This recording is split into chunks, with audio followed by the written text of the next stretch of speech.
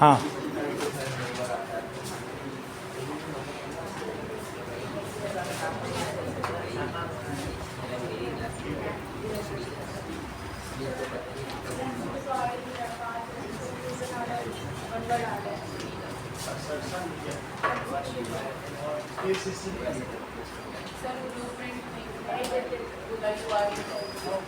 ठीक है, SRSAM reason की तैयारी करा। चलो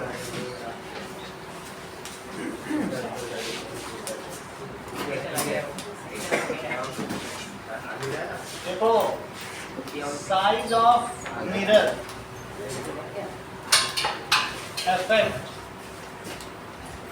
the nature of image।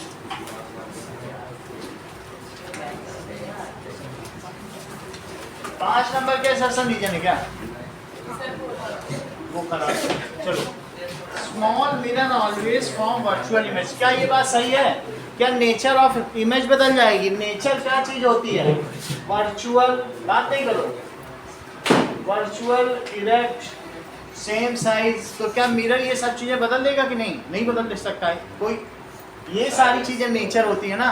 तो सेम साइज और लेटरल इन्वर्जन, इसमें कुछ भी बदलेगा? साइज बदल दिया जाए, बड़ा मिरर हो, कुछ भी बदलेगा? कुछ भी नहीं बदलेगा। लेटरल इन्वर्जन और साथ में that is the distance of image is same as the object from mirror, वो भी बदलेगा? कुछ भी नहीं बदलेगा। Distance of image is same as object from mirror.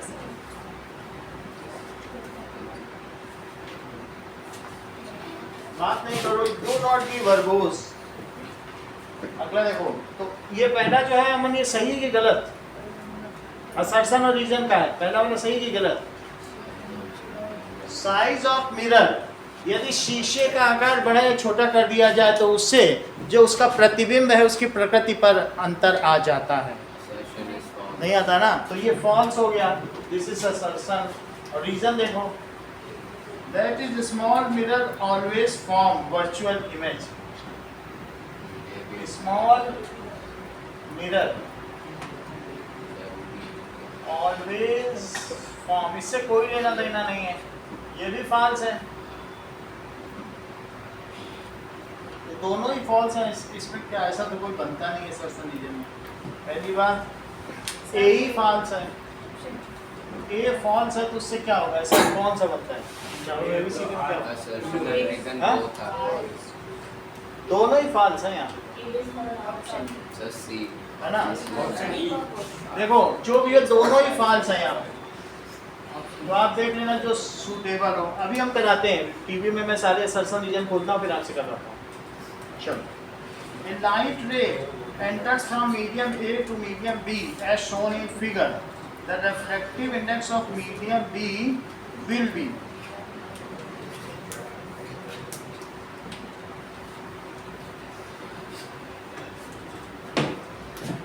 from medium A to medium B, A से B पे जा रही है, ठीक है, as shown in figure।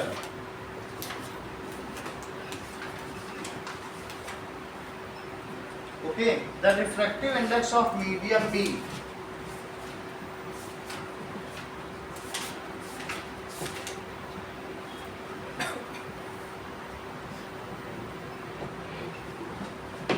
with respect to A will be, ऐसा दिखाया गया A से ये B में गई है, this is A, this is B।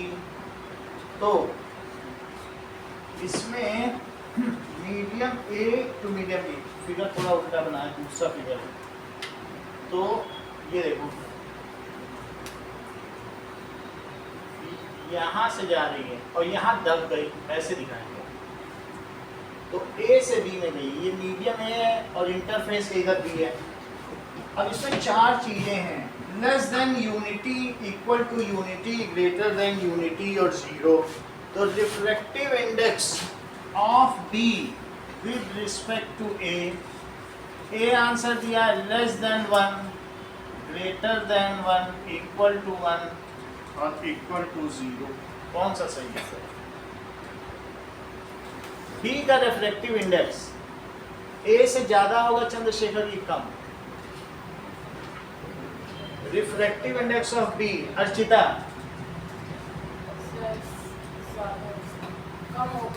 अभी देख लेते हैं, इसमें डाउट नहीं करो, इसके ऊपर और थोड़ा काम करना है। देखो n b a it is equal to, देखो n B by N a, ये तो तुम जानते हो कि नहीं?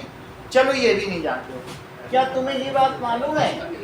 सुनो, इसको कहते हैं कि जैसे तुम ऐसे याद करो ना, एन जी एयर, तो ऊपर क्या आता है? वेलोसिटी इन एयर आती है कि ग्लास? तो velocity in air upon velocity in glass. तो इसी तरीके से यहाँ क्या होगी? वेलोसिटी किसमें आएगी बताओ? इन पहले वाली की, इसमें देखो एन जी है तो बाद वाले की वेलोसिटी आएगी नहीं, और वेलोसिटी इन बी। चलो ये भी हम आपको, आप कहोगे हमें क्या वेलोसिटी पता है, वो तो कम ज्यादा हो रहा है, कोई बात नहीं, इतनी बात तुम्हें पता है। क्या तुम्हें ये भी मालूम है कि N G upon N A, बोलो ये बात मालूम है? और तुमको बहुत पहले बताया होगा हमने कि इसका रिफ्लेक्टिव इंडेक्स अगर ग्लास में कभी बताया हो तो ये बताया था कि ये एयर है और ये ग्लास है और ये आई है तो ये आर है। क्या मैंने ये बताया था? Refractive index of air into sine i it is equal to refractive index of glass into sine r. ये भी नहीं याद हो तो एक ही चीज है, अगर 1 से 2 में जाए, 1 से 2 में जाए तो i that is sine i into n1 is equals to sine r into n2। ये बात ध्यान रखना, प्रोडक्ट समझ में आई बात कि नहीं? तो अब इससे क्या पता चल रहा है? अगर मुझे n1 बाई n2 करना है तो मुझे क्या करना चाहिए बताओ? यहां से करो जरा, मैंने क्या दिखाया आपको? साइन आई इंटू n1, वही मीडियम का एब्सोल्यूट रिफ्रैक्टिव इंडेक्स इंटू उसी का sine of angle of incidence is equals to sine of r into n2। तो मुझे ये बताओ n2 बाई n1 क्या होगा? जरा देख के बताओ। Sine i by sine r. अब यहाँ देखो, अगर मैं इसमें बात करूं तो तुमको क्या लगता है जब n2 लिखा तो क्या अपोजिट मीडियम आ जा रहा है एंगल ऑफ इंसिडेंस? क्योंकि साथ साथ वाले साथ हैं, जब दूसरी तरफ जाएगा तो रेसिप्रोकेट नहीं हो जाएगा। तो अब यहाँ पर n2 बाई n1, तो जब मैं ng बाई na लिखूं तो यहाँ क्या लिखूं? क्या ग्लास वाला एंगल लिखूं कि एयर वाला एंगल लिखूं? एयर वाले। तो मुझे यहाँ देखो एयर वाला कौन सा एंगल है? Sine i by sine r. बोलो बात समझ में आई? फिर से ध्यान दो, if angle is more then sine i value is more. क्या बात है बताइए? इफ, तुमको क्या ये बात मालूम है कि साइन 30 एक बार हमने बहुत पहले बताया था हाफ होता है, ये बताया था क्या? और ये साइन 0 होता है और साइन 91 होता है। तो साइन की वैल्यू कहाँ से कहाँ तक जाती है? तो जैसे जैसे एंगल बढ़ रहा है क्या वैसे वैसे साइन की वैल्यू बढ़ रही है। As the angle increases, the value of sine also। बुरी बात समझ आ गई? या इतना भी नहीं समझना, if angle is more then the sine of angle is more। इतना तो समझ सकते हो ना? अब तो अब क्या लिखे बताइए? if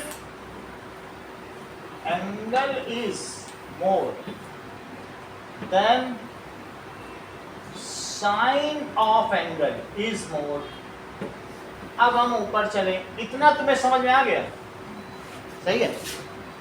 अब यहाँ आप देखिए कि इसे देख रहे हो, थोड़ी देर के लिए ये यहाँ से चले तो ये आई हुआ और ये क्या हुआ? आर हुआ। तो क्या लिखे बोलो? Sine i by sine r. कितनी बात समझ आ गई? अच्छा, साइन आई लिखा है तो ऊपर एन ए लिखे कि एन बी, ये तुम्हें बताना है। नीचे का जब साइन आई लिखा है तो ऊपर एन बी लिखेंगे नहीं? अपोजिट, क्योंकि प्रोडक्ट सेम का होता है।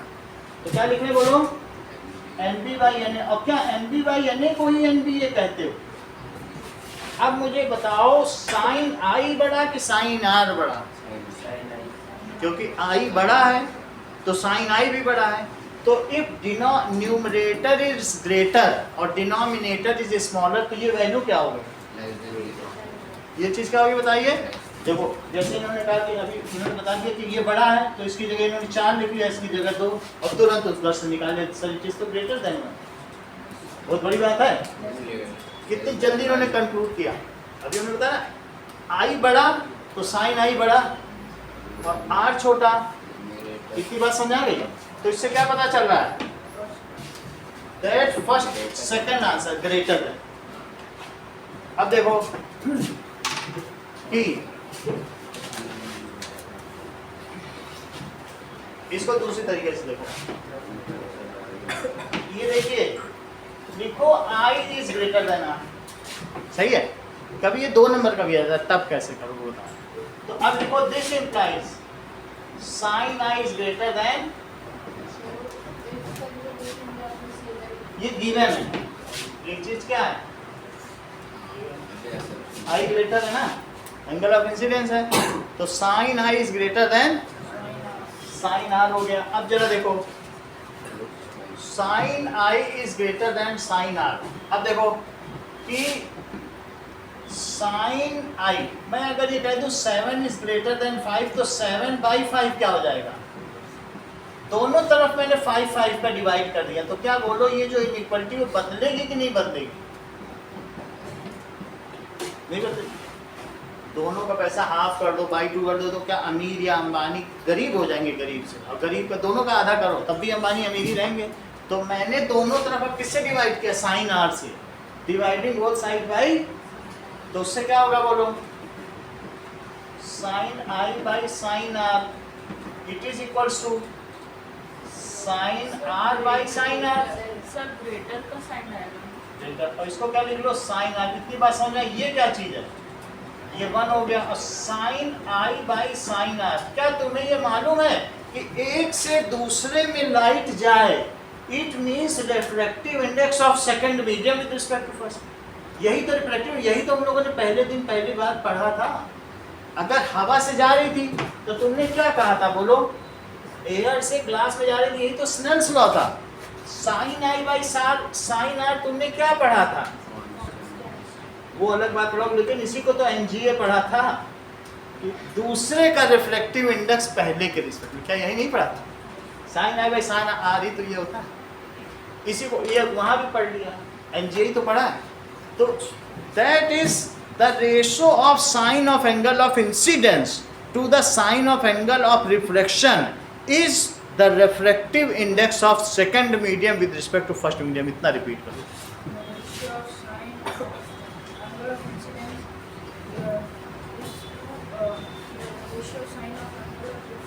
दो बार रेशो मत बोलो, एक बार रेशो बोला तो एक बार लिखना।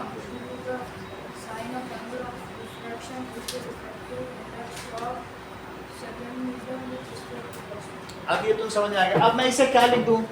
सेकंड मीडियम कौन सा है जरा यहाँ देख के बताओ। बी है, ए से जा रही, तो मैं इसे क्या लिख दूं? और क्या यही क्वेश्चन नहीं पूछा गया तो कौन सा ऑप्शन करें? अब समझ आ गया? ये तो आसान तरीका है ना, ऐसे करते हैं, ठीक है।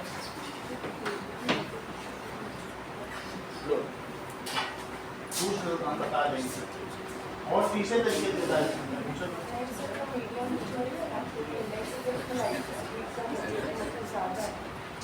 ये अच्छा कह रहे हैं कि रिफ्रैक्टिव इंडेक्स देखो, if it bends towards normal then it is optically कैसा होगा? डेंसर होगा and speed will be less. तो इन्होंने एक नई चीज बता दी अर्चिता ने। बोले सर जब हम एनजीए करते थे तो क्या करते थे बोलो? बीए और बाई बीजी कर देते थे, ये बात तो करते थे। अब इसमें क्या होता था कि जब यहाँ से ऐसे आता था ग्लास में जाएगा, तो दिस इज ये एयर है और ये क्या है? ग्लास, सही है। और एनजीए कितना होता है बोलो? क्या 1.5 होता है? तो जब ग्लास में जाता है, अगर ये दबे तो बताओ ये दब रहा है, इसको तुम क्या कहना चाहते हो? कहीं 3/2 तो नहीं बोलना चाहते हो कि VA/VG। सो इसका मतलब है कि if it bends towards normal then the speed of light in that medium will be lesser, तभी तो वो दबेगा। तो अब इससे तुम्हें क्या पता चल रहा है बताओ? इसका मतलब ये डेंसर है, ऑप्टिकली डेंसर है, तो इसका रिफ्रैक्टिव इंडेक्स ज़्यादा होगा। That means it is the extent of hurdle produced by a medium for passage of light is known as refractive index. कौन कितनी बाधा उत्पन्न करता है। तो क्या ये मीडियम बाधा उत्पन्न कर रहा है, तो इसका आपेक्षित घनत्व जिस माध्यम से आ रहा है उसके सापेक्ष में एकांक से अधिक होगा। तो इसकी रिफ्लेक्टिव इंडेक्स क्या होगी, if it produces more hurdle, ऐसे खड़ा हो जाए जाने ही न दे, तो ऐसे का मतलब क्या, इसका रिफ्लेक्टिव इंडेक्स ज्यादा हुआ वन से कि कम, जिससे आ रहा है उससे तो ज्यादा हुआ। उन्हीं दोनों की तुलना है, दो मीडियम की तुलना। तो reflective index is a hurdle, hurdle means अंदर दबा रहा है, समझ में आई बात। नहीं तो ग्लास की तरह देख सकते हैं, जैसे तुमने ए और बी लिखा है ना, तुम कुछ ना सोचो तो अच्छा ये एयर होगा और ये ग्लास लग रहा है, ऐसे ही तो हम लोगों ने देखा था, बस उल्टा चित्र बन गया। तुम ए और बी क्यों सोचते हो, अब एयर और ग्लास के बाद तुम क्या सोच लो, वो तुमसे कह रहा है NBA, तुम कह दो NGA, और फिर मन में याद रखो NGA तो 1.5 होता है, तो ग्रेटर देन 1। तुम कंपेयर कर लो ना किसी से, क्या NBA ही NGA नहीं है, और NGA को याद करो कितना होता है, नहीं होता है।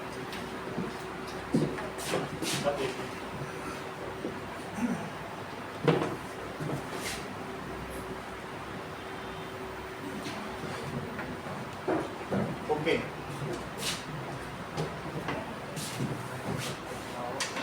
एक और क्वेश्चन आया है वो भी देखो, ये इनके में मयंक में था, मयंक आज नहीं है, तो for same angle of incidence ये क्वेश्चन आया है, for same angle of incidence the angle of reflection, देखो इसमें ज्यादा है और इसमें क्या तुम्हें कम लग रहा है एंगल ऑफ रिफ्लेक्शन, तो ये पूछा जा रहा है ये मीडियम 1 है और ये मीडियम 2 है और ये मीडियम 3 है, ये 1 से 2 में जा रहा है, 1 से 3 है।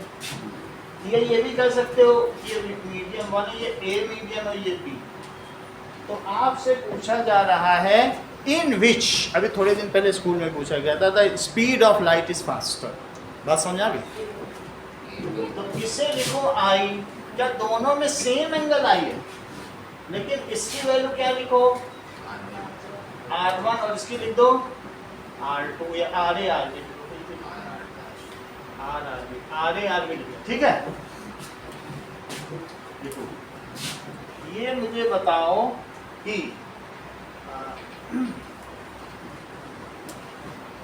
RA क्या है, क्या ग्रेटर है, in which light moves faster, question क्या पूछा गया है, सेम एंगल ऑफ इंसिडेंस है और इन विच लाइट मूव्स, तो in which medium light moves faster, RA बड़ा है। क्या तुम्हें ऐसा लगता है कि साइन RA भी बड़ा होगा, अभी मैंने बताया है कि अगर R बड़ा तो उसका साइन भी बड़ा, वो ट्रिग्नोमेट्री में देखेंगे, लेकिन अभी मैंने ऐसे ही बता दिया, ये बात समझ आ गई, ठीक है। अब जरा देखो RA आपको पता चल गया ना, इसके बाद अगर मैं पलट दूं 1/sin RA, तो तुम्हें क्या लगता है, और 1/sin RB, देख लो, मैं कहूं कि 10 बड़ा है 1 से, और 10 किससे बड़ा है बताओ, या 100 10 से बड़ा, 1 कर दो 100, तो क्या तब भी ये बड़ा रहेगा, इन्वर्ट कर देना, अब नहीं बड़ा रहेगा, अब ये छोटा हो जाएगा, ये बड़ा हो जाएगा, अब उल्टा हो जाएगा, इन्वर्ट कर देने पे, if the things are inverted then the sign inequality reverses, उसका डायरेक्शन बदल जाएगा, पलट देने पे क्या हो जाता है बोलो, तो जब मैंने पलट दिया तो क्या ये ऐसे हो गया, और दोनों में साइन I का मल्टीप्लाई करने से कुछ होगा, इनइक्वालिटी पे नहीं बदलेगा, तो इसमें क्या लिखा बोलो, साइन I, क्योंकि साइन I तो दोनों में सेम ही है, तो sine I by sine RA और sine I by sine RA, इतनी बात। अब sine I by sine RA क्या है बताओ, दैट इज RB, तो it is reflective index of A with respect to 1, और ये क्या है, reflective index of B with respect, ऐसे बना लिया, ये बात समझ आ गई, यही हमने पलट दी थी। लेकिन तुम इसे क्या जानते हो, अब V के टर्म्स में बताओ, BI अपॉन B1/BA, और ये क्या है BB, इतनी बात समझ आ गई। अब V1 से कोई लेना देना नहीं है दोनों तरफ, ठीक है। आप इसे पलट लो। तो अब मुझे बताओ जब जब पलटोगे तब इनइक्वालिटी पे क्या असर पड़ेगा? ठीक है, दोनों तरफ से V1 कट कर दो या V1 से मल्टीप्लाई कर दो तो भी कट हो जाएगा। तो क्या तुम्हें पता चल गया कि VA में लाइट फास्टर चलती है, VB में स्लो? सही है, ऐसे भी कर सकते हैं। ये मयंक ने बिल्कुल ऐसे ही एग्जीक्यूट कर दिया था, जैसे मैंने उसे एक दिन पहले बताया था वही लिख के आ गया। ठीक है, ऐसे करना होगा, समझ में आ गई बात? तो VA is greater then VB। और जिसे ऐसा ना समझ में आए तो देख लो, अगर ग्लास में जाएगी और डायमंड में जाएगी तो डायमंड में ये बहुत पास आ जाएगी, सही है। तो डायमंड में वेलोसिटी कम होती है, इसीलिए एंगल ज़्यादा दबे तो वेलोसिटी कम। इतना पूछा नहीं जाएगा। अब अगला क्वेश्चन देखो। Now let us solve the combination of lens का क्वेश्चन करते हैं। उसके लिए क्या है?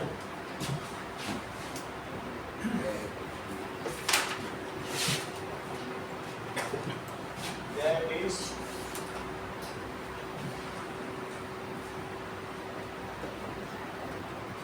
two thin lenses,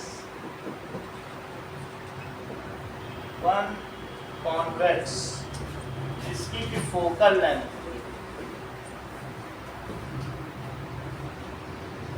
20 centimetre and one concave of focal length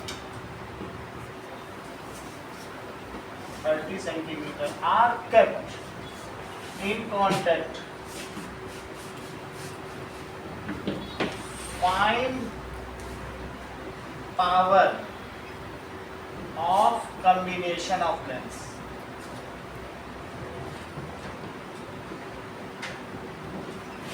And resultant focal length. And result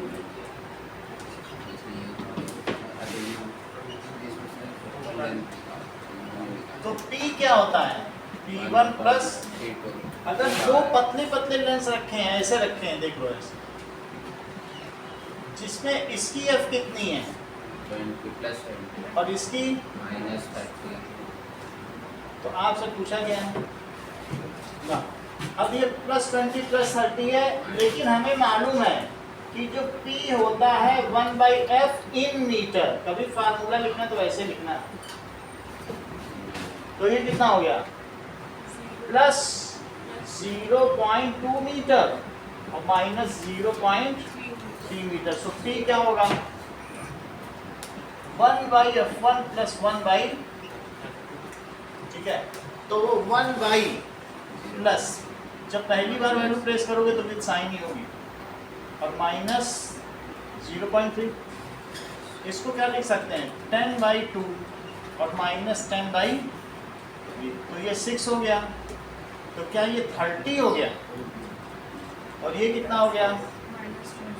तो 10/6 प्लस में आ गया। तो पावर कितनी हो गई? दैट इज प्लस कितनी हो गई? 1.6 बार, या 5/3 भी कह सकते हैं, 5/3 भी बोल सकते, ठीक है। और इतनी डायरेक्टर हो गई। लेकिन अब ये जो पावर है, पावर खुद क्या होता है? तो इसको लिखो 5/3 प्लस साइन के साथ लिखो, यही तो 1/F है। उन दोनों को मत जोड़ना, इनकी कंबाइंड फोकल लेंथ के लिए दोनों को जोड़ना नहीं, वो कोई तर्क नहीं है। तो अब इसको पलटो, तो 3/5 इट इज 1/F, तो दैट इज 1/F। इसको पलट दिया तो F हो गया। ये मीटर में, तो 3/5 अगर तुम सेंटीमीटर बदलना चाहते हो ना तो पहले यहाँ मीटर लिखना पड़ेगा, ऐसे ही नहीं 100 से मल्टीप्लाई कर सकते हो। During the inter conversion of unit, units are mention at both the steps. ये रूल है, अगले साल तुम्हें पढ़ाया जाएगा, एक नंबर का लिखना पड़ेगा। ड्यूरिंग ऐसे 100 से नहीं मल्टीप्लाई कर सकते हो, पिछले स्टेप में यूनिट लिखो तब करो, सही है। क्या लिखोगे बोलो? इसको यहाँ मीटर लिखोगे और फिर क्या लिख लोगे? और यहाँ भी सेंटीमीटर लिखना है, सिंपली 100 से भी नहीं मल्टीप्लाई कर सकते। तो कितना हो गया? 300/5 कितना होता है बोलो? +60 सेंटीमीटर, ठीक है। अब देखिए, अब हम कुछ आसान रीजनिंग के क्वेश्चन करेंगे तीनों चैप्टर से।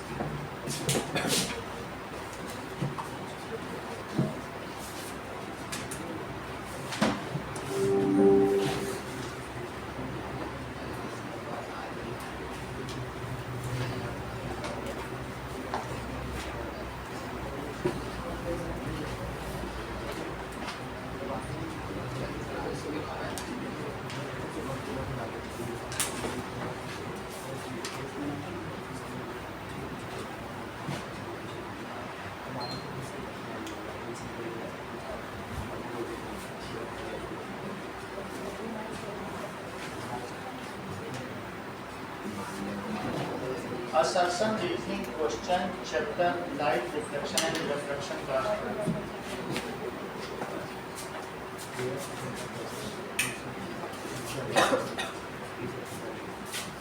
ओके जो यहाँ कराएंगे उसी में आएंगे क्योंकि ज़्यादा क्वेश्चंस नहीं है वही सब लोग देते हैं। ओके देखो तो क्या दिखाया गया है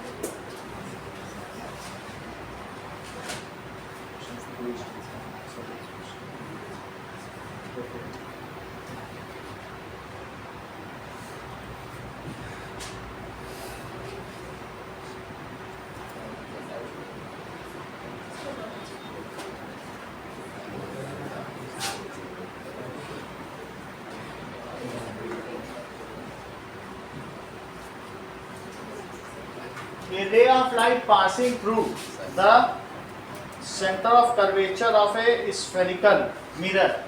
Its path after reflection from the mirror. Ray of light passing through center of curvature of a spherical mirror retraces its path. अगर C से जा रही है तो रिफ्लेक्शन के बाद क्या वो वहीं वैसे ही वापस चली जाएगी, ये सही है। A ray of light passing through the center of curvature of a spherical mirror is incident normally. क्या ये B सही है कि नहीं? मतलब वो कह रहा है अगर C से पास कर रही है तो नॉर्मल इंसिडेंट कर रही है। हाँ बोलो क्या वो नॉर्मल ही होता है जो C से किसी स्फीयर में डाला जाता है? तो इससे क्या पता चला कौन सा करेक्ट होगा? ए समझो यानी क्या वो उसका करेक्ट एक्सप्लेनेशन है या नहीं। तो अगर यहाँ से जा रही है पहली बात तो कह रहा है कि C से जाएगी, ये C है तो अपना पाथ रिट्रेस कर लेगी। तो अगर नॉर्मल जाएगी देन इट बाउंसेस बैक। मुझे तो लगता है ये सही है क्योंकि वो उसका करेक्ट है। नॉर्मल पर गिरेगी तो क्या बाउंस बैक नहीं हो जाएगी? करेक्ट है कि नहीं? तो इसका आंसर क्या होना चाहिए? व्यू सॉल्यूशन क्या है मैं देख लेता हूँ। देखो व्यू सॉल्यूशन में दे देगा तो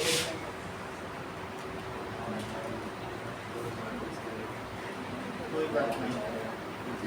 तो इसमें कह रहा है but R is not the correct explanation. तो उसमें is incident normally कह रहा है ये उसका करेक्ट एक्सप्लेनेशन नहीं है। Ray of light passing through center of curvature is incident normally.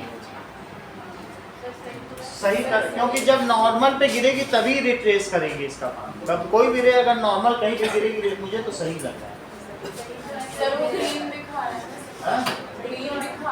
तो अच्छा ये दिखा रहा है R is the correct explanation। लिख तो रहा है।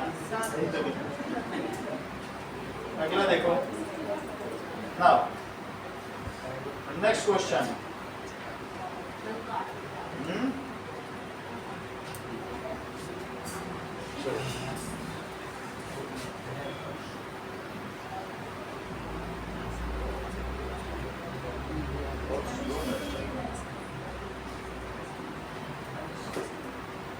बाद में इसका आंसर देखो।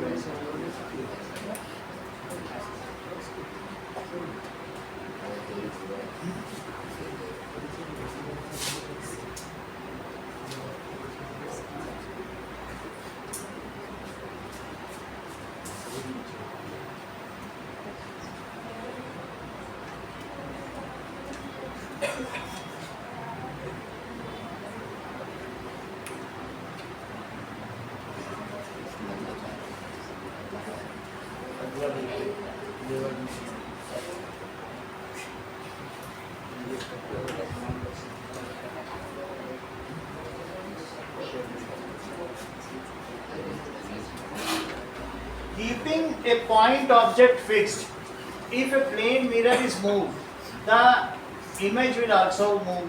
कह रहा है कि अगर मैं keeping a point object fixed, मैंने प्लेन मिरर अगर मूव कर दिया, मेरा मिरर है और यहाँ पर एक पॉइंट ऑब्जेक्ट रख दिया और इसको शिफ्ट करो तो क्या हमारी जो इमेज है वो भी शिफ्ट होगी। अगर तुमने इसको 2 सेंटीमीटर शिफ्ट कर दिया तो इसकी इमेज कितनी शिफ्ट हो जाएगी? बोलो 4 सेंटीमीटर। क्योंकि जब तुम इसे 2 पीछे करोगे तो 2 पीछे होने का मतलब है अब ऑब्जेक्ट की डिस्टेंस बढ़ गई ना। मान लीजिए पहले ऑब्जेक्ट 3 पर था तो अब ऑब्जेक्ट कितने पर हो गया, 5 सेंटीमीटर पर। हमेशा डबल स्पीड से चलती है, तो जब ये 3 पे था तो ये भी 3 पे था। अब अगर ये 5 पे हो गया तो उसे कितने पर होना चाहिए, 5 पे। तो 5 5 10 हुआ, तो पहले जहाँ 6 था वहाँ 10 पे नहीं हो गया। तो by what speed the mirror is move, by double speed the object moves, ये image moves with respect to object. वो बात समझ आ गई। तो पहली चीज क्या बताई गई है कि keeping the point object fixed, अगर प्लेन मिरर मूव किया गया तो इमेज मूव करेगी। अगली चीज देखो, in case plane mirror distance of object and its image equal from any point on mirror. ये बात सही है, और इसीलिए हो रहा है। ये क्यों ऐसा हो रहा है, क्योंकि जितनी ऑब्जेक्ट से मिरर की डिस्टेंस है उतनी इमेज से भी तो मिरर की होनी चाहिए। तो इसका रीजन क्या होना चाहिए, चेक करें। So that is answer is a, assertion भी करेक्ट है और रीजन भी। दैट्स लाइक उसी को फॉलो करने के लिए तो इमेज दूर गई है। चलो आगे देखो।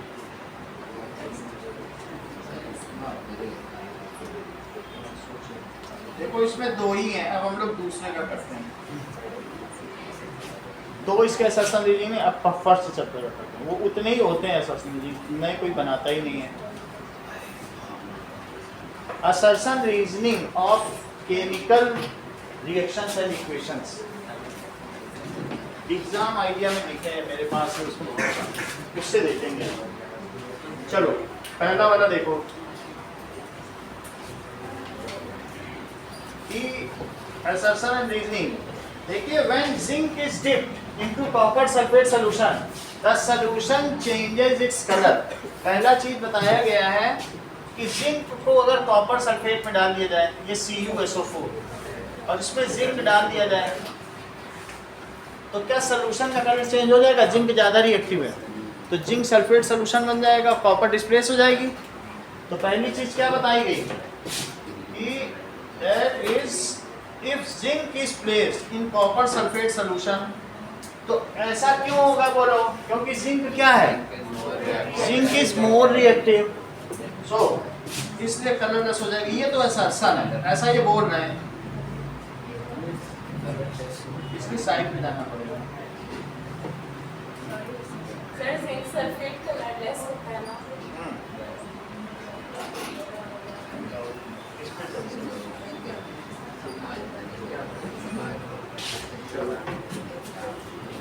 इसको दो।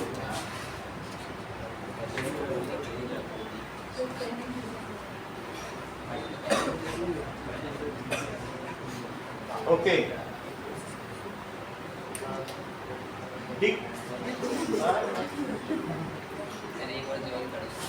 अपने बुक से कराते हैं, ये सब सही नहीं, फर्जी वाला ऐसे कराता हूँ बुक से फोटो क्लिक करके दिखा देता हूँ, वही ज़्यादा अच्छा है। ये तुमने आइडिया अच्छा दिया। हाँ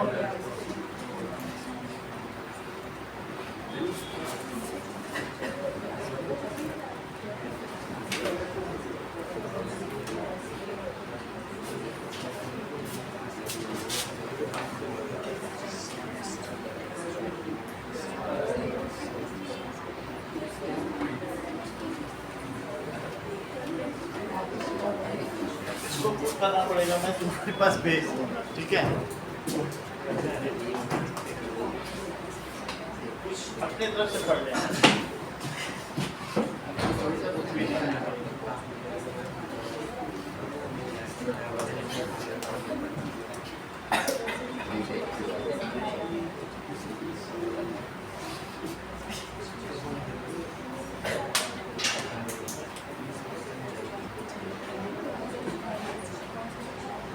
देखो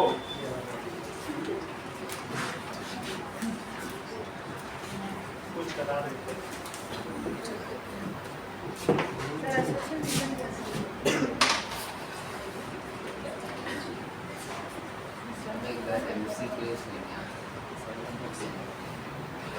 असर्शन रीजन में गलत हो जाता है। चलो iron article get coated with reddish brown powder when left for some times in open। get coated with reddish brown powder if left for some time open. If left for some time open. देखिए, iron is attacked by substance around it like moisture acids. Iron is attacked by moisture and acid around it. Second question देखो, तो क्या लगता है आपको? दोनों ठीक हैं? Yes, sir. Fat oil containing food substance become rancid. Fat oil containing food become rancid and their smell changes. बात नहीं करो. Rancid and their smell and taste.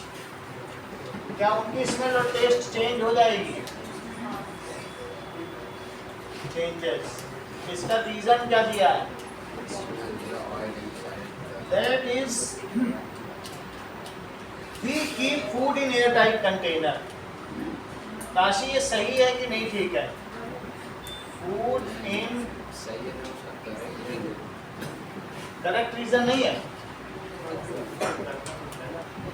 तो इसका करेक्ट रीजन क्या होगा? Sir, ऑयल होता है वो हो जाता है फैटी एसिड में convert. That it is converted into fatty acid and fatty acids always smell foul. तो इसका करेक्ट रीजन क्या है? ये जो एल्डिहाइड्स हैं या फैट्स एल्डिहाइड्स होते हैं, अभी पढ़ाएंगे, कार्बनिक कंपाउंड पढ़ाएंगे. तो these oil and fats are converted into fatty acids. इसका अगर fatty acid लिखा होता है इसने तो करेक्ट रीजन होता. तो करेक्ट रीजन क्या लिखोगे? Oil is converted. विनेगर की स्मेल देखी है कि नहीं? कराया इसमें ना कई बार. कन्वर्टेड वही तो फैटी एसिड है. Fatty acid. विनेगर क्या होता है? CH3COOH है कि नहीं?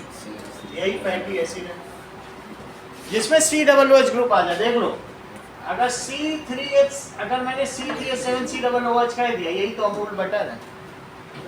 अमूल बटर खुले में रख दो, एक हफ्ते बाद स्मेल करो, वही हाल है. वही फैटी एसिड हो जाएगा, वो कड़वा हो जाएगा. अमूल बटर खाने लायक नहीं रहेगा. अब देखो उसे ब्यूटाइरिक एसिड है. अगला देखिए, when silver chloride turns gray, white silver chloride turns gray in light. White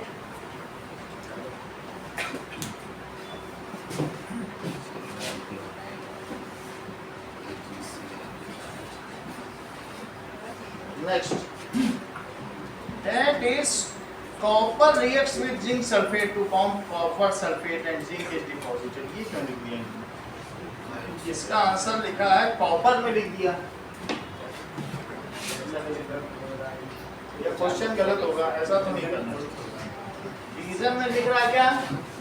white silver chloride turns grey, और रीजन में लिख रहा है copper reacts with zinc sulphate to form copper sulphate. ठीक है, बताओ रीजन फॉल्स है कि नहीं फॉल्स है? कैसे? बहुत अच्छा. तो copper react with zinc sulphate to form copper sulphate. तो इसका क्या आंसर हो सकता है? N zinc. आर तो फॉल्स है और ए ट्रू है. ऐसा कोई ऑप्शन होता है? सी होता है. A is true but R is false. अगला देखो, precipitation reaction produce soluble salts. और आर क्या कह रहा है? That is रीजन क्या दे रहा है? Lead oxide plus carbon.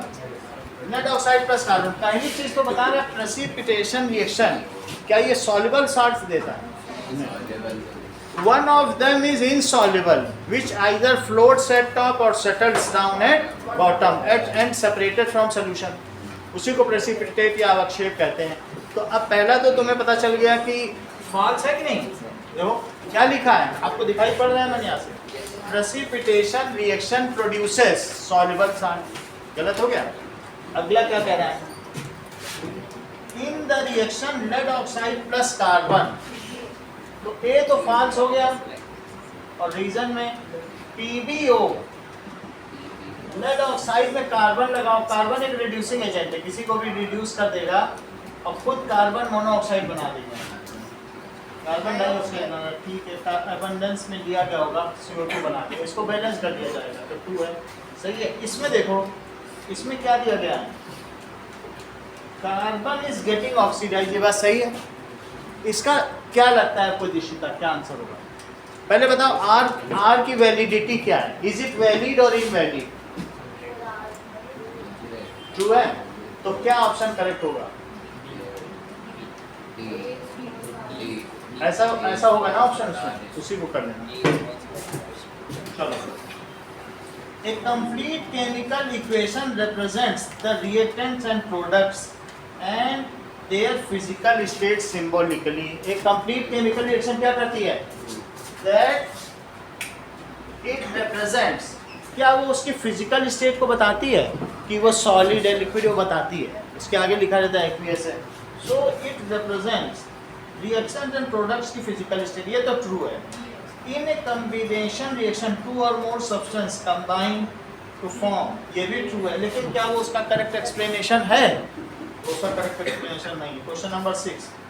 Slaking of lime is an exothermic and slaking of lime in combination. क्या तुम्हें मालूम है slaking of lime का तात्पर्य क्या है Divya? What does it mean?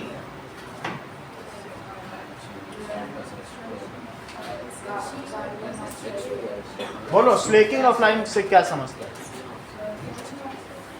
ध्यान दे लो. देखो इस क्वेश्चन में कहा गया है स्लेकिंग ऑफ लाइम. इसको कहते हैं चूने को ढीला करना. स्लेकेड, स्लेकेड का मतलब ही होता है ढीला चूना. जब तुमने पानी डाल दिया तो क्या चूने का जो पत्थर था वो ढीला हो जाएगा? It is only known as slaking of lime. तो ढीला करना, चूने को ढीला करना. ठीक है. तो क्या ये एक एक्सोथर्मिक रिएक्शन है? जब तुम कैल्शियम ऑक्साइड जो एक चूना एक्टिव लाइम है या तेज चूना या कलई चूना या चूना पत्थर होता है उसमें तुम पानी मिलाते हो तो क्या वो ढीला हो जाता है? और क्या ये एक एक्सोथर्मिक रिएक्शन? तो पहली चीज पढ़ो, स्लेकिंग ऑफ लाइम इज, क्या वो एक्सोथर्मिक है चंद्रशेखर की कॉम्बिनेशन? देखिए बताओ, बोलो. कॉम्बिनेशन है कि नहीं?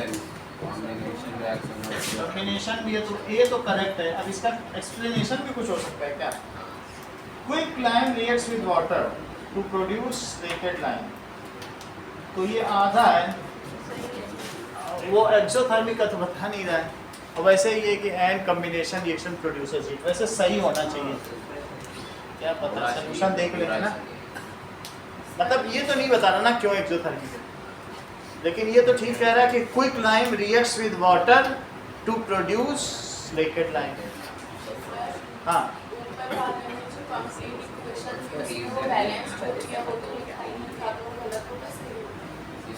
उससे कुछ नहीं, वो तो वर्ड में लिखी है ना. कंप्लीट क्या होती है? वर्ड में लिखी है तो कहाँ उसमें कंप्लीट लिखी है? अब देखो इसका आंसर देखते हैं. दैट इज में क्या दिया है? R are true and R is the correct explanation. Okay. तो अगला क्वेश्चन देखिए कि on passing steam over iron, जब आयरन में तुम स्टीम पास करोगे दिव्या तो क्या होगा? फॉर्मूला क्या है? बोलो बताओ. Fe8. हमने कई बार बताया कि डोसे के गर्म तवे पे पानी छिड़कोगे तो क्या होता है, बहुत बार बता चुका है. पहली इक्वेशन है वो. Fe मैग्नेटाइट बनेगा कि नहीं? तो कह रहा है on passing steam over iron oxygen gas is produce. क्या ऐसा होता होगा? क्वेश्चन में कह रहा है जैसे Fe पर H2O से रिएक्शन कराई तो तुमने क्या देखा था बोलो, और H2 प्रोड्यूस होती, क्या यही नहीं कराई थी, बैलेंस भी कराई थी हमने, तो क्या ऑक्सीजन प्रोड्यूस होती है कि नहीं प्रोड्यूस होती, नहीं होती ना, तो ये गलत है। और देखो रीजन दे रहा है a molecule of zinc sulphate contains 4 atom of oxygen, तो जिंक सल्फेट में क्या है R, देखो तो 4 एटम्स हैं, तो इससे क्या पता चलता है कि A गलत है, R ट्रू है। क्वेश्चन नंबर 8 देखिए, an equation is not complete if the physical state of reactants and products is not given, इसका तो देखना पड़ेगा, कंप्लीट कह रहा नहीं है, यानी कंप्लीट एक्सप्रेशन उसमें सब कुछ देना चाहिए ना ब्रैकेट। चलो इसे मान लेते हैं ये सही है।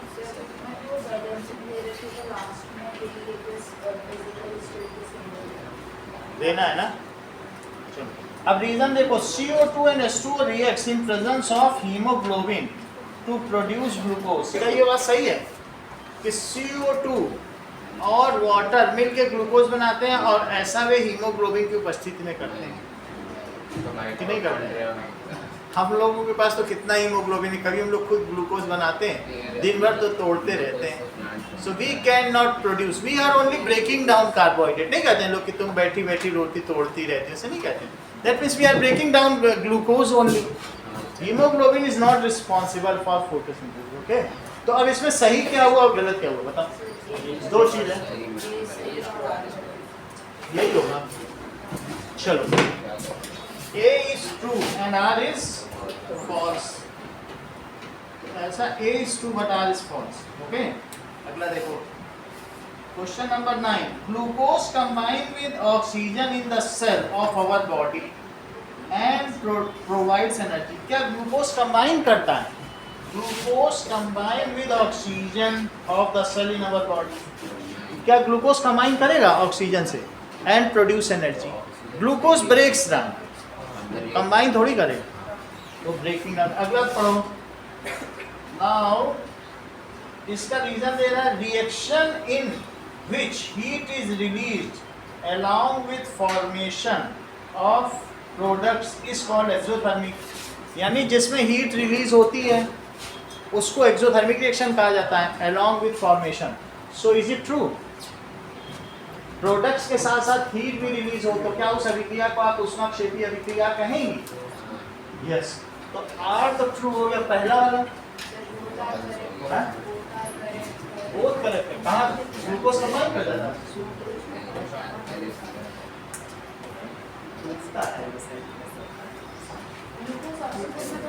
अच्छा, हाँ सही कह रहे हो, ये ठीक कह रहे हैं दिव्या, कंबाइन तो करता है ना ऑक्सीजन से, और उसका ऑक्सीडेशन हो रहा है नहीं, और तभी तो वाटर में फूटता है, आप ठीक बता रहे हो, लेकिन उसको उसका सही रीजन नहीं ना, C6H12 O6 plus O2 gives us 6CO2 और plus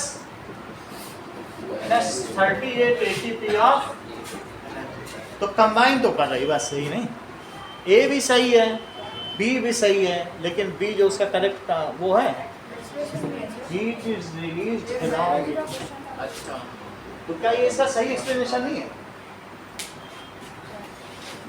क्यों क्यों नहीं है? जब कह रहा है कि उसमें एनर्जी रिलीज होती है, और दूसरे में क्या कहा है जिसमें एनर्जी रिलीज होती है, नहीं तो एक्सोथर्मिक तो पूछ ही नहीं रहा है, वो पूछता कि इट इज एक्सोथर्मिक तब उसका हम आंसर देते हाँ इसमें हीट रिलीज होती है, इसलिए वो तो पूछ ही नहीं रहा है। क्वेश्चन में ऐसा कोई रीजन पूछा गया क्या? उसमें कह रहा है रिलीज होती है, वो क्यों रिलीज होती है, तो कह दो सर जिसमें एनर्जी रिलीज होती है वो एक्सोथर्मिक है। ये कोई रीजन हुआ? टीचर पूछे आपसे कि भाई इसमें एनर्जी रिलीज होती है तो क्यों होती है, तो आप बताओ सर क्योंकि इसमें हीट रिलीज है, ये एक्सोथर्मिक ये तो कोई रीजन नहीं है ना, हमें तो नहीं लगता इसका आंसर। देखो आप तो एक एडिशनली उसको नॉलेज दे रहे हो, नहीं ये थोड़ी है। देखो लिखा है R is not the correct explanation, उसका कोई करेक्ट एक्सप्लेनेशन है क्या? R is not the correct, आप तो एडिशनल नॉलेज उनको दे रहे हो कि सर इसको तो एक्सोथर्मिक कह दो, तो ये ठीक है।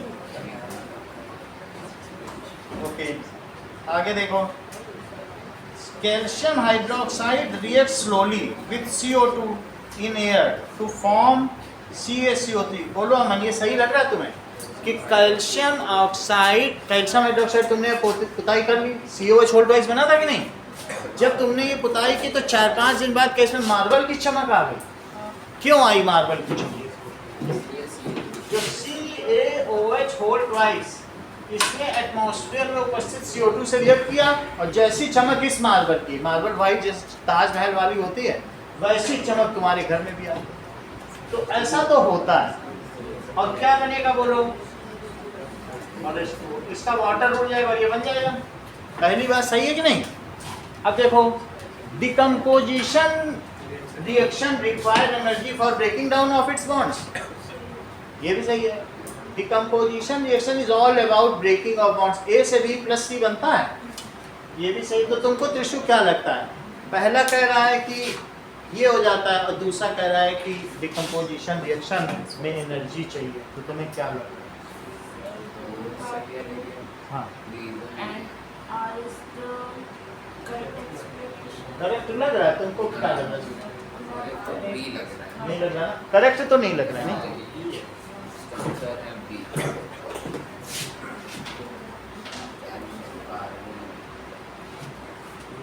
तो R is not the correct explanation. क्या बात हो गई? आर इसमें करेक्ट एक्सप्लेनेशन नहीं है। ओके नाउ इतनी बात में पता चल गई। अब देखिए कुछ डाउट नेट पे हम लोग लाइट के और देखें, ये सही चीज है। Life processes assertion and reasoning doubt nut.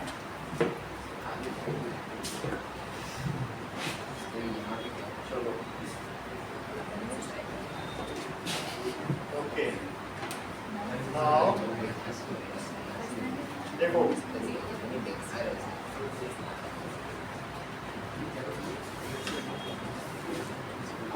Given below are the assertion and reasoning.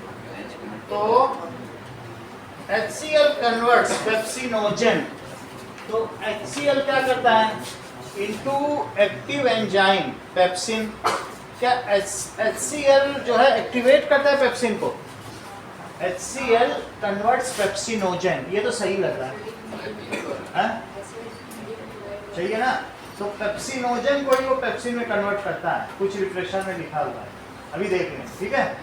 So it activates into active pepsin, तभी वो काम कर पाता है। पेप्सिन होगा तभी तो प्रोटीन टूटेगा अमीनो एसिड, सही है? अगला देखो, pepsin converts protein into proteoses and peptones. Proteoses लिख रहा है, वैसे हमने आपको बताया था कि जो प्रोटीन होते हैं वो किसके बने होते हैं? डाइपेप्टाइड के। देख लो, C है और ये CH3 है, ये H है, ये NH2 और ये COOH। इसको क्या कहते हैं?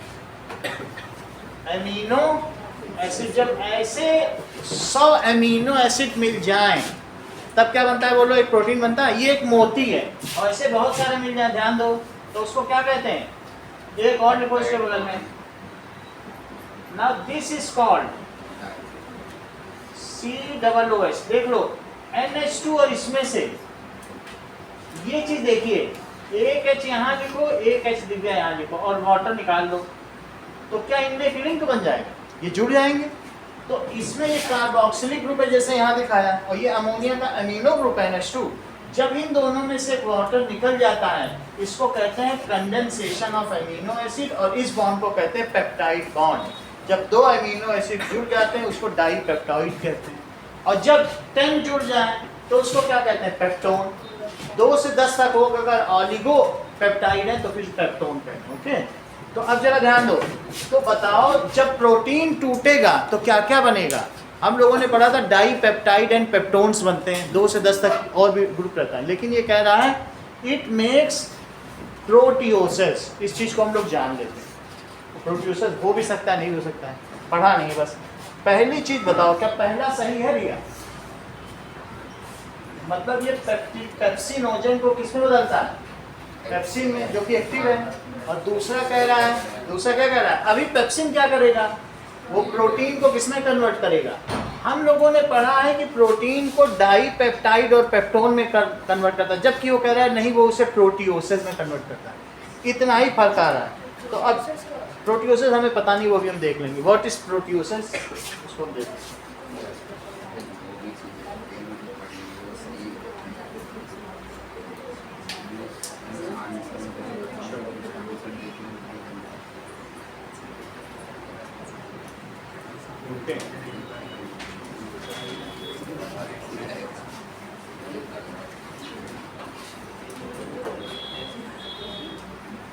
What is proteosis?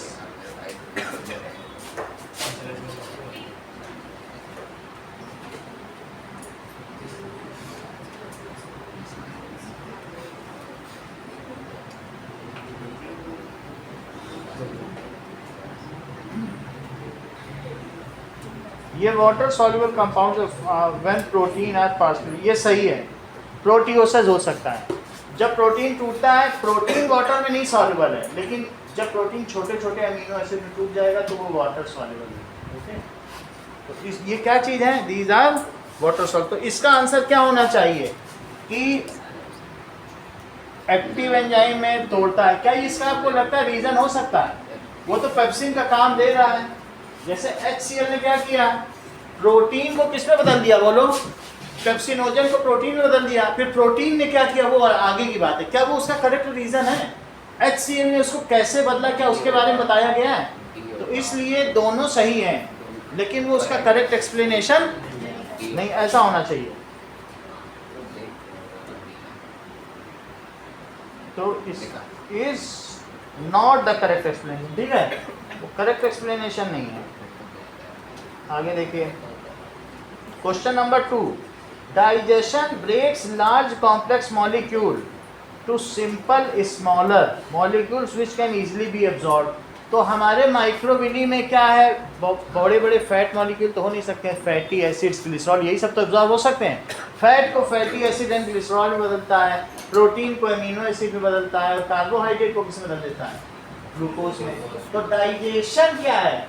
It breaks the large complex molecule into small. ये बात तो सही है। तो इस चीज़ को तो डाइजेशन या पाचन कहते हैं। Now digestion is necessary for absorption of all molecules. So digestion necessary है, सही तो है। अब ऑल मॉलिक्यूल लिख रहा है, लेकिन सही है क्योंकि उसको तोड़ दिया, ठीक होना चाहिए। क्या करेक्ट है ना? देखें जरा क्या कह रहा है। एब्जॉर्प्शन यानी ऑल नहीं है ना, कुछ वेस्ट भी निकलेगा, तो नहीं तो फिर वेस्ट ना क्रिएट होता। ऑल किसके संदर्भ में लिया गया है? Everything is not absorb in our body, whatever is not suitable it is discarded ultimately and thrown out of body. So digestion ये जो पहला वाला था, it is necessary for absorption, ये गलत हो गया नहीं। Whatever is not suited for our body is to be discarded. चलो देखिए अगला क्वेश्चन, muscles of stomach wall protects layers of muscle fibers, so that is possess thick layer of muscle fiber। Muscular तो होता है हमारा stomach, क्योंकि churning करता है, फूड को क्या करता है, उसको मैशिंग करता है, चलाता रहता है, तो इसमें मस्कुलर वॉल होंगी, ठीक है। एपिथेलियल टिश्यू की बनी हुई होती है। अब अगला क्या है, these muscles help in mixing the food with the enzymes present in alimentary canal. तो ये क्या काम करती हैं, ये मसल्स स्टमक के एंजाइम्स को मिक्स करेंगी अगर स्टमक पे प्रेजेंट है। तुमको क्या लगता है, बताओ? फॉल्स है, क्योंकि एलिमेंट्री कैनाल लिख दिया ना। अगर वो कहता एंजाइम्स प्रेजेंट इन स्टमक बोलता तो ये बात सही होती कि it these muscles help in mixing food of all the enzymes in stomach, कि पूरी एलिमेंट्री कैनाल वाले एंजाइम्स को मिक्स कर देंगे। नहीं करेंगे, इसको चेक करें, अभी मुझे पता नहीं, मैं देखता हूँ। कह रहा ए एंड आर, इसको कुछ पता नहीं चलता है, और ये भी कह रहा है चेक करें, पता नहीं चल रहा है क्या कह रहा है। अब वो इसमें क्या कह रहा है बताइए, These muscles help in mixing the food. अगर बहुत ज़्यादा बारीकी से देखो तो गलत लगता है, लेकिन वो बारीकी से नहीं देख रहा, कह रहा all alimentary canal को, otherwise these muscles may be present ना. So these muscles, इसका कुछ पता नहीं, बट वो कह रहा है कि these muscles help in mixing the food with enzymes. इतना देखोगे these muscles help in mixing the food with enzymes, तब तक तो ठीक है. और अगर कहें कि इन एलिमेंट्री कैनाल तो गलत लगता है. नहीं, ये बात सही कि वहाँ मसल्स होती हैं, तो क्यों मसल्स होती हैं? It helps in mixing the food with enzyme. लेकिन फिर वो कह रहा है all alimentary canal through out, तो वो थोड़ी कहना चाहिए. ठीक है. नाउ देखो लाइपेज हेल्प्स, क्या ये बात तुम्हें ठीक लगती है Aman? Lipase helps in emulsification of fat. हमको मालूम नहीं है, ये तो अमन बताएंगे. बोलो, इनको नहीं ठीक लग रही, आपको ठीक लग रही, दोनों में फर्क है. अब बोलो तुमको क्या लगता है?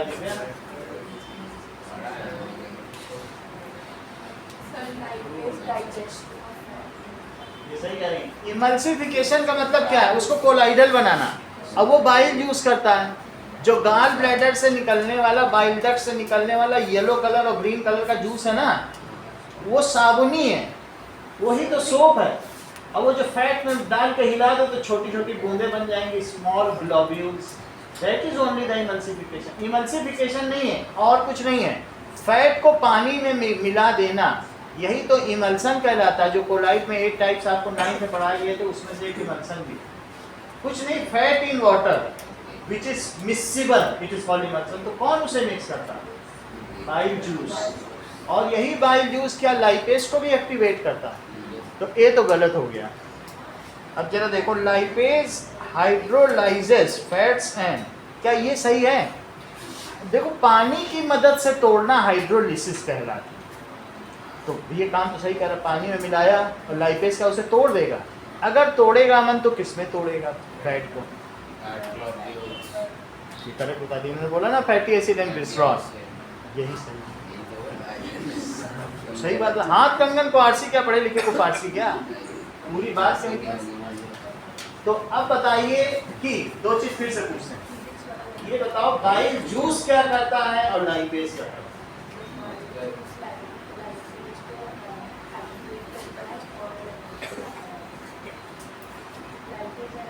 लाइपेज जी पहले बाइल जूस नहीं करना.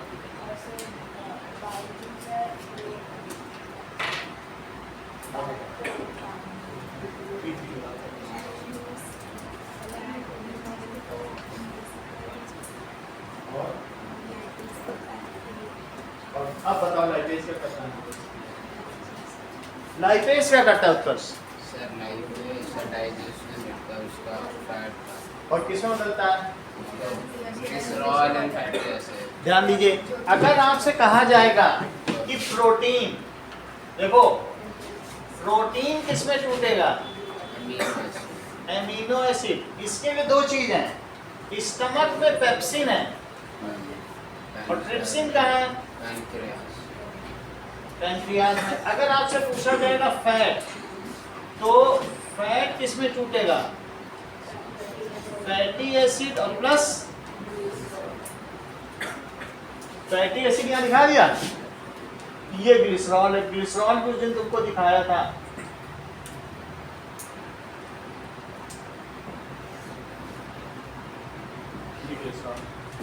ये ग्लिसरॉल और ये फैटी एसिड, तो इन चीजों में टूट जाता है. समझ में आ गई? लेकिन इसे कौन तोड़ता है? कौन रिस्पॉन्सिबल है? देखो लाइपेज, और लाइपेज सेल्फ एक्टिवेटेड बाइल, किसके द्वारा एक्टिवेट होता है? Bile juice. और पेप्सिन को कौन एक्टिवेट करता है? Dilute HCL. तो ये चीज आपको याद रखनी. ठीक है, आगे देखो. तो आपको क्या लगता है उत्कर्ष, इसमें ए सही है कि आर? आर सही है सर. अच्छा, लाइपेज हेल्प इन इमल्सिफिकेशन, तो आर सही है, यही ठीक कह रहा है. तो ए इस फाल्स आर, इनकी जुबान पे तो सरस्वती बैठी है ना. सही बताया, बोल रहा है आर सही है, ए फाल्स है. अब ये देखो, that is photosynthesis is an, क्या ये एनाबॉलिक प्रोसेस है कि कैटाबॉलिक? तुमको बताया था काटने को कैटाबॉलिक कहते हैं और किसी चीज को बनाना सिंथेसिस एनाबॉलिज्म है। Catabolism and anabolism combinedly known as metabolism. जो हमारी बॉडी में टोटल बायोकेमिकल रिएक्शंस होती हैं या उपापचय संबंधी oxido reductase reactions whatever occurring in our body are known as catabolism, ये मेटाबॉलिज्म। सही है? तो क्या तुम्हें लगता है, बोलो रिया, फोटोसिंथेसिस को तुम टूटना समझती हो कि जुड़ना? जोड़ना।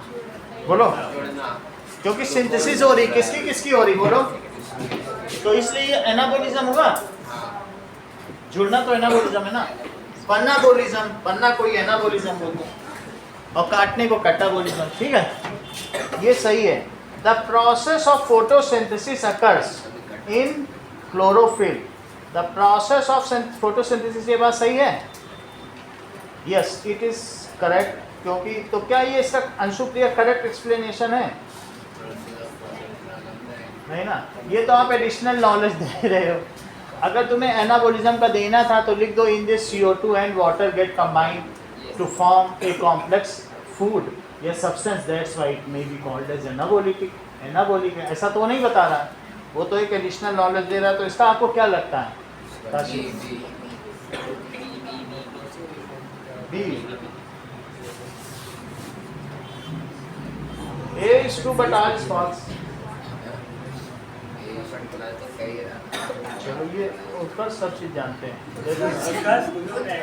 Process of photosynthesis occurs in, अच्छा इन क्लोरोफिल है ना, इन क्लोरोफिल। चलो अब हम लोग बुक के 4 क्वेश्चन MCA न्यूमेरिकल्स करते हैं। निकालो लाइट वाला चैप्टर।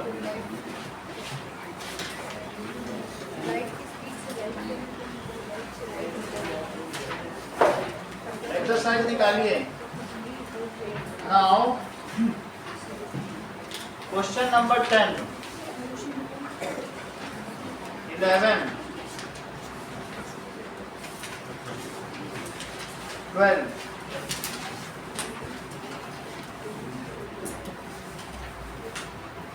14 एंड 15 करो। जो नहीं समझ में आया वो मुझसे पूछो, लेकिन 5 क्वेश्चन कर। चलो